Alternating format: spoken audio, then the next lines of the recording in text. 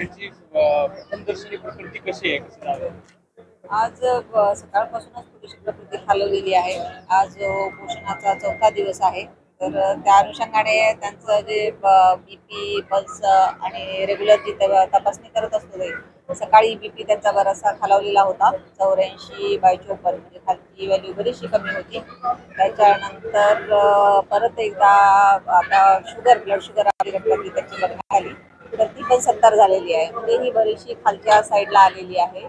तर त्याच्यासाठी त्यांना उपचाराची अत्यंत आवश्यकता आहे. आम्ही वारंवार त्यांना विनंती करतोय. सगळी आमची डॉक्टरांची टीम आहे, फिजिशियन आहेत, एक्सपर्ट आहेत, सिव्हिल सर्जन साईडची त्यांच्याकडची पण टीम आलेली आहे आणि आमचे वैद्यकीय अधिकारी इथं 24 तास उपलब्ध आहेत.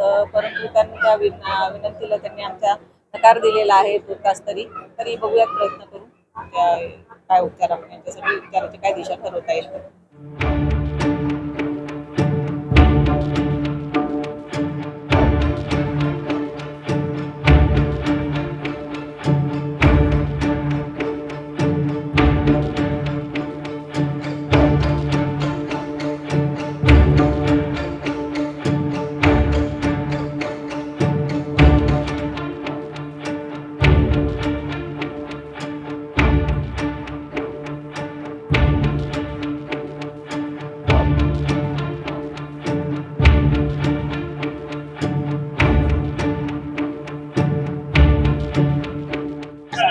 त्याची प्रथमदर्शनी प्रकृती कशी आहे, कसं झालं?